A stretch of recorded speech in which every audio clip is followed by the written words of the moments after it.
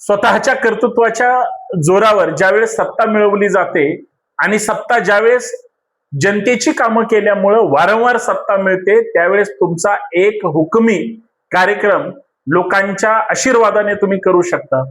पण ज्यावेळेस तुम्ही सत्ता सोडता किंवा सत्तेतून रिटायर होण्याचा निर्णय घेता किंवा प्रमुख पदावर असल्यानंतर राजीनामा देता, त्यावेळेस राज्यातच काय देशात सुद्धा चर्चा होते आणि ती चर्चा चांगल्या हिताच्या राजकारणाबद्दल, नेत्याबद्दल आणि या देशाच्या राज्याच्या जडणघडणीबद्दल ज्यांनी ज्यांनी चांगलं काम केलेलं आहे त्यांच्याबद्दल चर्चा केली जाते.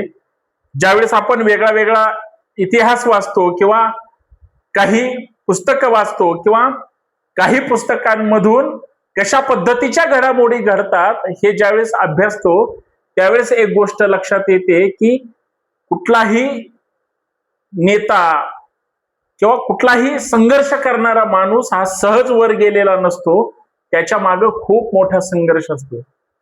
पण मी आज चर्चा अशा माणसाशी करणार आहे की ज्या माणसानं राज्याच्या प्रमुख पदावरून स्वतः बाजूला होण्याचा निर्णय घेतला. कदाचित त्याच्या मागे बऱ्याच गोष्टी असतात, परंतु आपण ज्या विचारधारेमध्ये, ज्या पक्षामध्ये, ज्या संघटनेमध्ये, ज्या लोकांमध्ये काम करतो तिथं विचारधारा सर्वश्रेष्ठ आहे आणि वरिष्ठांनी दिलेला शब्द आमच्यासाठी सप्रमाण ज्यावेळेस असतो त्यावेळेस आम्हाला तो शब्द पाळावा लागतो. आणि या सगळ्या घडामोडी एका राज्यात घडतायत, ज्या वेगाने घडतायत, ते या देशाला खरं तर एक वेगळं समीकरण भविष्यात देऊ शकतात का, या मुद्द्याची सुद्धा चर्चा आहे. कदाचित देशातली काही 2-4 राज्य ज्यांच्या ताब्यात आहेत त्यांच्या म्हणजे त्यापैकी एक राज्य जे आहे ते म्हणजे कर्नाटक. मी कर्नाटक राज्याच्या मुख्यमंत्र्यांनी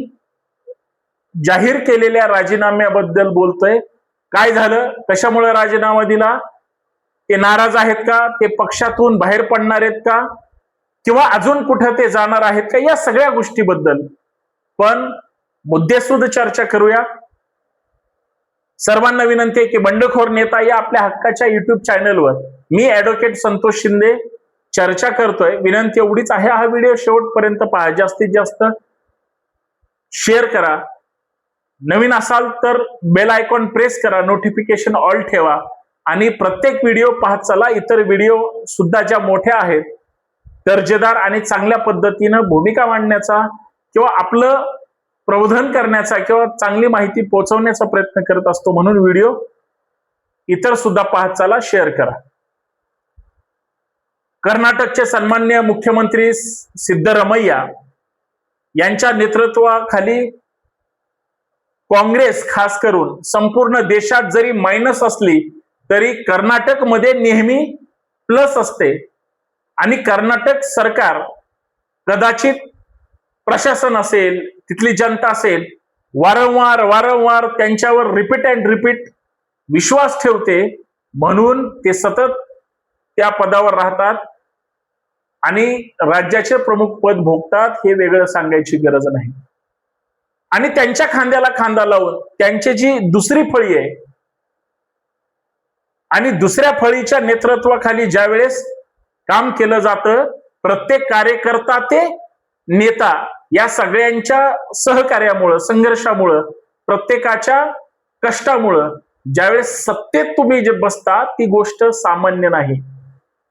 सिद्धरामय्या असतील, शिवकुमार असतील किंवा त्यांचे इतर सगळे सहकारी असतील, म्हणजे कोणी राज्याचा मुख्यमंत्री असेल तर कुणी त्या पक्षाचा राज्याचा प्रमुख असेल, प्रदेशाध्यक्ष असेल, या सगळ्यांनी आपला पक्ष सत्तेत आला पाहिजे. बलाढ्य केंद्र सरकारला सुद्धा पराजित करण्याची ताकद कर्नाटकच्या जनतेने वारंवार मागच्या 15 वर्षात सुद्धा दाखवून दिली. हे विसरता येणार नाही, हे मला या ठिकाणी नमूद करायचं. पण कर्नाटकमध्ये नेतृत्व बदलाचे बरेच वारे वाहत होते. काही मतलबी वारे होते, काही सतलज वारे होते किंवा काही गोदाकाठावरचे वारे होते, पण ते सगळे वारे हे दिल्लीपर्यंत जाईल या अर्थाने ते सगळे वाहत होते. दिल्लीमध्ये सुद्धा कर्नाटक मध्ये म्हणजे नेता बदल झाला पाहिजे, नेतृत्व बदल झाला पाहिजे, इतरांना संधी मिळाली पाहिजे, इतरांना प्रमुख पदावर बसवलं पाहिजे आणि मग जे इकडं राज्यात आहेत त्यांना वर दिल्लीत बोलवलं गेलं पाहिजे वगैरे वगैरे. या सगळ्या गोष्टी प्रामुख्यानं मांडल्या गेल्या, चर्चा झाली आणि शेवटी काँग्रेस गांधी घराण्याशिवाय चालू शकत नाही. मग सोनिया गांधी असतील किंवा लोकसभेचे विरोधी पक्ष नेते राहुल गांधी असतील, ही सगळी मंडळी आणि मग प्रत्येक राज्यातली तिथली त्यांच्या पक्षाची काँग्रेस, मग ती त्यांचे काही इतर वेगळे वेगळे विंग्स असतात, त्या सगळ्या भारतीय जनता पार्टी असेल किंवा केंद्र सरकार असेल, प्रधानमंत्री जे असतील किंवा इतर त्यांचे सगळे RSS पर्यंतची सगळी माणसं ही या सगळ्यांच्या विरोधात काँग्रेस लढत होती, लढत आहे, भविष्यात सुद्धा असं वाटतंय की लढत राहतील. पण बरेच जण म्हणाले ते काँग्रेस संपेल, बरेच जणांनी म्हणजे राहुल गांधींनाच पप्पू ठरवलं आणि पप्पू नंतर कोण झाला हे मी तरी सध्या सांगायची गरज नाही.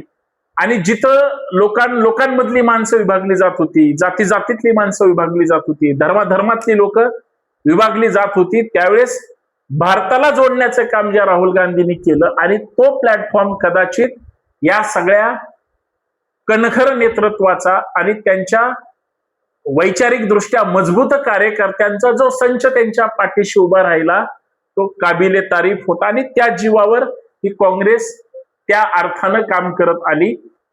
आज सिद्धरामय्यांनी मी मुख्यमंत्री पदावरून पाय उतार होतं हे ज्यावेळेस जाहीर केलं त्यावेळेस त्यांचेच सहकारी असणारे शिवकुमार यांनी चरण स्पर्श केला. त्याचं कारण आहे नेक्स्ट मुख्यमंत्री कोण असतील तर ते आहेत. आणि मुख्यमंत्री पदाचे का वेध लागू नये, ज्यांचं स्ट्राईक रेट चांगला असेल, ज्यांच्या नेतृत्वाखाली लोकांनी विश्वास ठेवून सत्तेत बसवलं असेल, लोकांच्या ही अपेक्षा आहेत की आता नवीन चेहरा आला पाहिजे. तसं नेतृत्वाच्या आणि पक्षाच्या सुद्धा अपेक्षा, आणि ते घडलं. सिद्धरामय्यांच्या पाया पडून शिवकुमार यांनी आशीर्वाद घेतले, परंतु एक नेता त्या पदावरून पाय उतार होतोय आणि दुसरा त्या पदावर बसतोय, हा निसर्गाचा नियम जरी असला तरी राजकारणामध्ये कितीही वय झालं तरी शेवटच्या क्षणापर्यंत पद सोडायचं नाही, काय नाही. हे महाराष्ट्राशिवाय कुठलं असं राज्य जाणू शकतं जिथं जाणते नेते आपल्या आपल्या परीनं अजूनही काम करतात. काँग्रेसच्या वरिष्ठांनी आदेश दिला की तुम्ही राजीनामा द्या, लगेच सिद्धरामय्यांनी ऐकलं, त्यांनी जाहीर केला आणि तिथं कर्नाटकला आता नवीन मुख्यमंत्री सुद्धा मिळेल. हे होत राहील. हा पण नेता कसा असावा, कार्यकर्ता कसा असावा, हा त्यांनीच त्या ठिकाणी अनुभव घेतला पाहिजे जे व्यवस्थेच्या विरोधात लढून सुद्धा ताकदीनं उभे आहेत. बाकी जनता सुज्ञ, कारण कार्यकर्त्याशिवाय नेता काहीच करू शकत नाही. नेते कितीही ढिगाणी असू द्या, ते शेकडोत असतात, कार्यकर्ते हे लाखात करोडोत असतात. हे फक्त लक्षात ठेवलं पाहिजे. आणि कर्नाटकमध्ये हा बदल कदाचित लोक पाहतील सुद्धा. बाकी तुमचं मत काय आहे हे नक्की सांगण्याचा प्रयत्न करा. जय शिवराय.